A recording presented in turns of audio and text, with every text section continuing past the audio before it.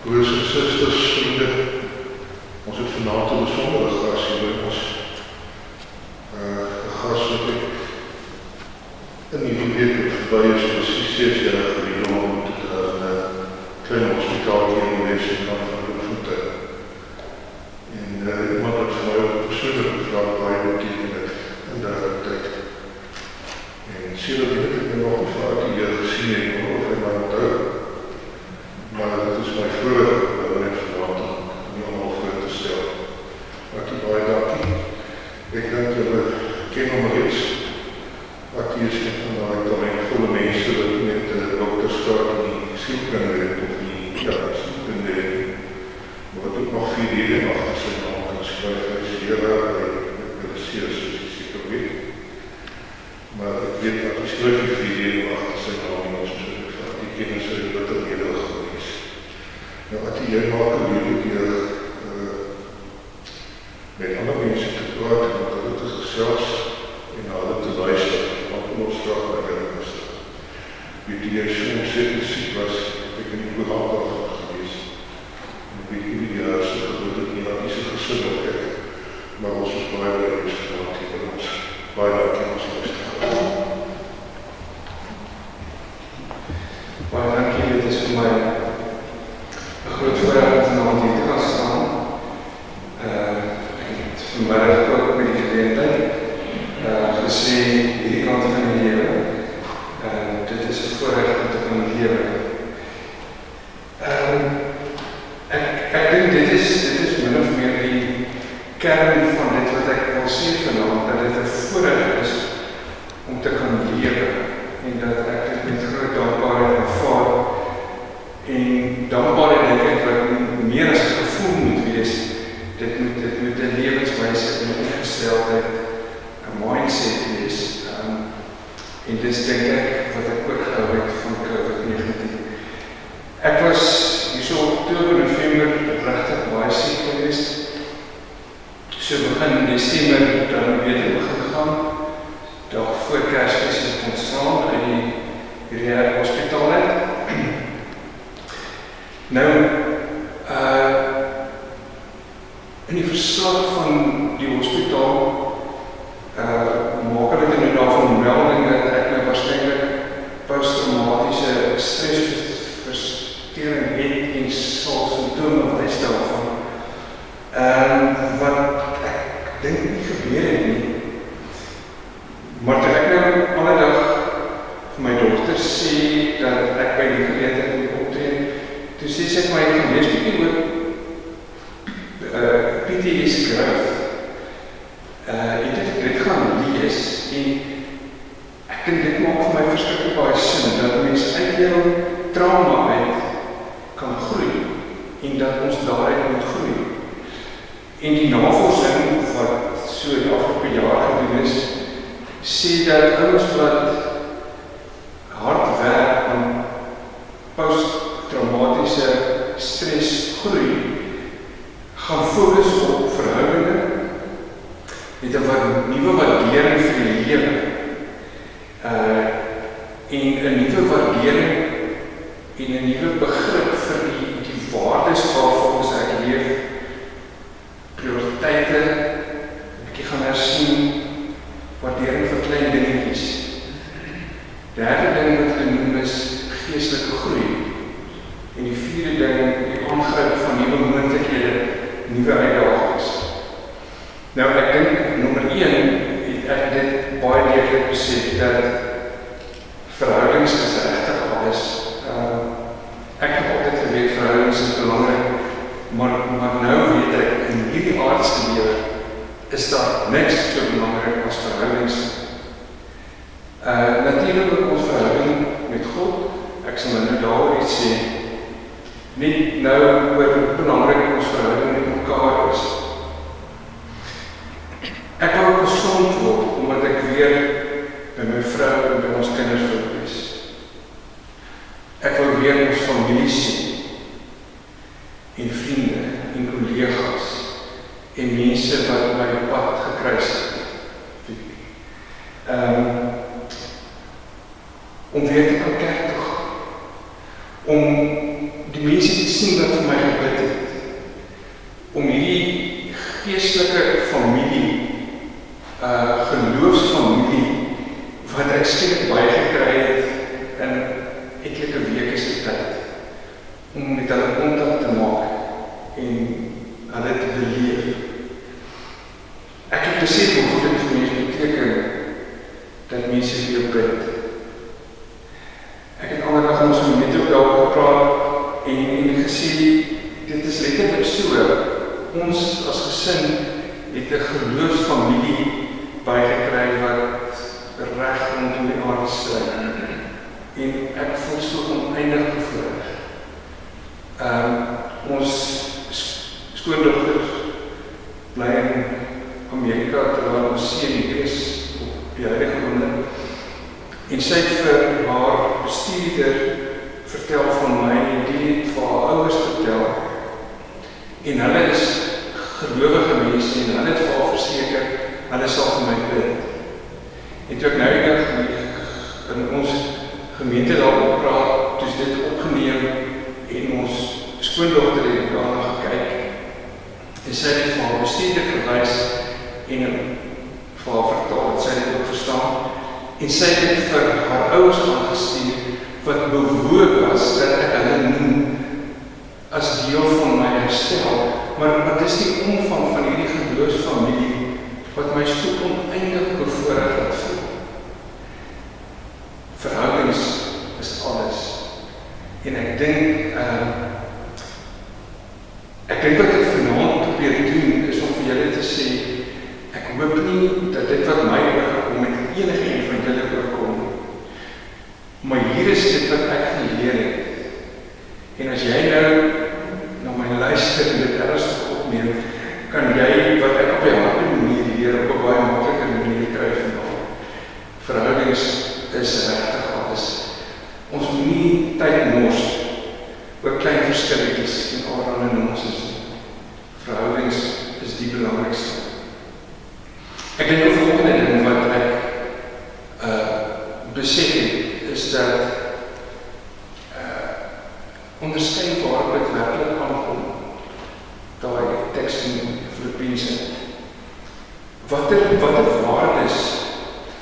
waardes moet voortaan my lewe rig? Wat maak eintlik saak en wat maak regtig nie meer so gesaam? Prioriteite. Ek dink dit is ons verantwoordelikheid om altyd daaroor te dink, om altyd weer te gaan dink oor wat is die waardes. Ek dink ons leef vanuit ons waardes, maar ek dink nie ons bedink dit genoeg.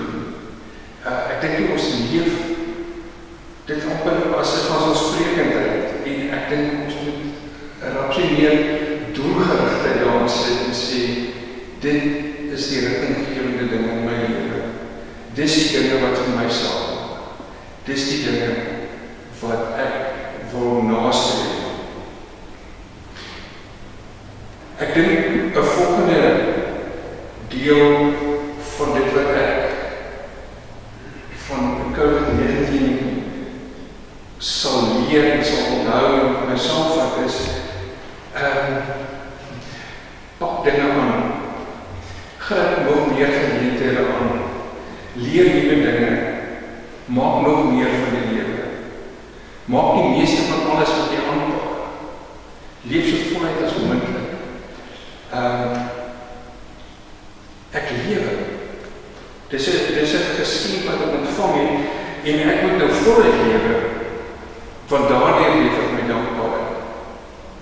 Dis wat ek het verstaan vandag. En dan, die belangrikste dalk van alles is, dat ek net weer geleer het, die Here het kom bevestig hoe getrou hy is. Jy sal genade ontvang, wanneer jy dit nodig het, soos wat jy dit nodig het. Ek het dit nog altyd geweet, ek het dit met vrymoedigheid verkondig. Maar nou kan ek vir julle sê, ek het 'n boek op my rak van Fritz Gahn, wat hy geskryf het, nie van hoorsien nie. Ek dink toe hy met een of ander lewensbedreigende siekte gediagnoseer was as 'n jong dae. Nou kan ek ook vandag vir julle sê, ek het nog altyd vir mense gesê, jy sal die genade kry wanneer jy dit nodig kry. Maar nou kan ek dit sê, om van oorsien, maar ek het aan my eie lyf gevoel.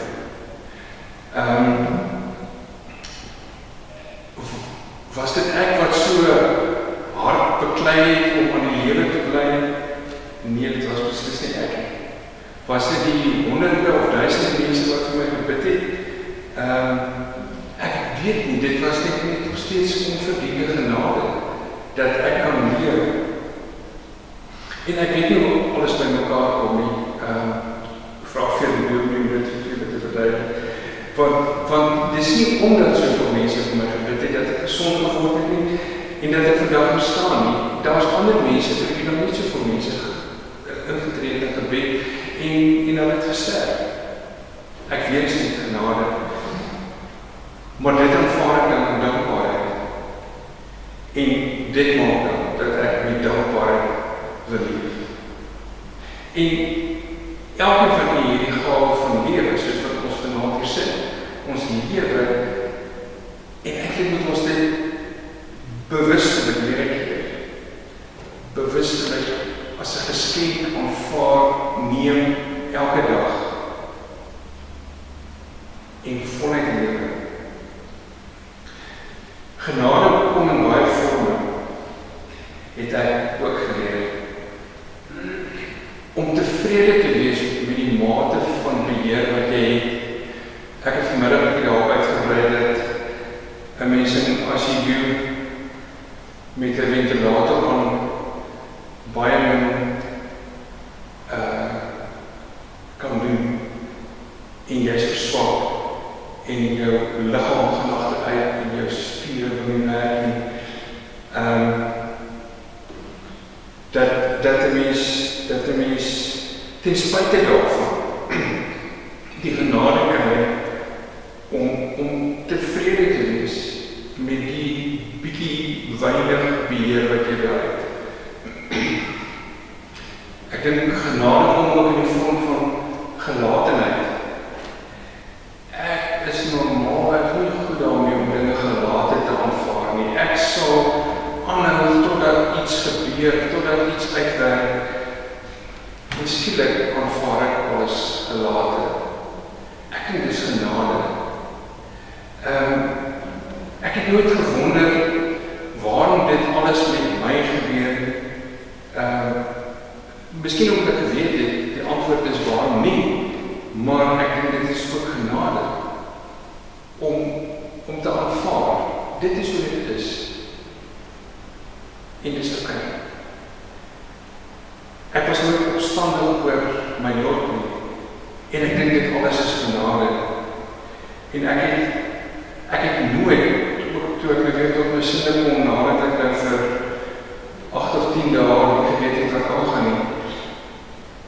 Ek het nooit daaraan getwyfel dat ek nie sal leef nie. Want ek het geweet,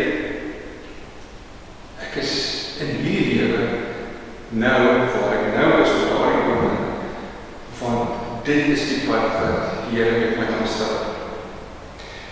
Maar dalk die belangrikste van alles wat ek geleer het, en 'n keer aan my eie lyf gevoel het, is die Here is getrou aan sy eeuwige belofte dat hy by ons sy kinders sal wees. En ek dink dis die belangrikste van alles. Dis mos een van die goue drade dwars deur die Bybel, van die begin tot die einde. Die Here se belofte dat hy by ons sy kinders sal wees. Jy kan dit ook vroeër gaan soek in die Ou Testament, maar daar in Jesaja 43 die belofte, ek het jou op jou naam geroep, jy is myne, as jy deur water moet gaan, ek is by jou. Deur riviere, deur vuur, moenie bang wees nie, ek is by jou. Ek het dit beleef, dat die Here teenwoordig is, en dat dit my versterk.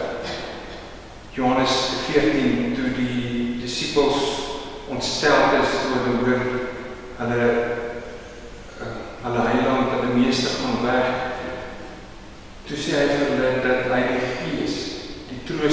toe sal stuur, dat hy en die Vader steeds by hulle sal wees, by ons sal bly. Volgens Matteus is Jesus se laaste woorde op aarde, en onthou, ek is by julle al die dae tot die volëinding van die wêreld. Romeine 8 se belofte dat niks ons van die liefde van God sal skei. Openbaring se laaste woorde, die genade van die Here Jesus bly by julle almal. Ek dink dit is wat ek intens beleef het, dat ek weet die Here is by my. Ek weet vandag, ek kon net soveel gesterf het. En dan was hierdie beloftes ook waar. Want die bewys van die Here se teenwoordigheid lê nie daar of ons siekte oorleef, of dit nie oorleef nie, maar dit lê in die stille wete, die Here is by my. As ek lewe, is dit in sy teenwoordigheid. En as ek sterf, is dit ook in sy teenwoordigheid. So die toetsvraag is nie of iemand lewe en of hy dood is. Daar is nie 'n toetsvraag. Daar is nie die sekerheid van die belofte. God die Almagtige sal by jou wees. En ek is nou meer as ooit oortuig in die Here se teenwoordigheid.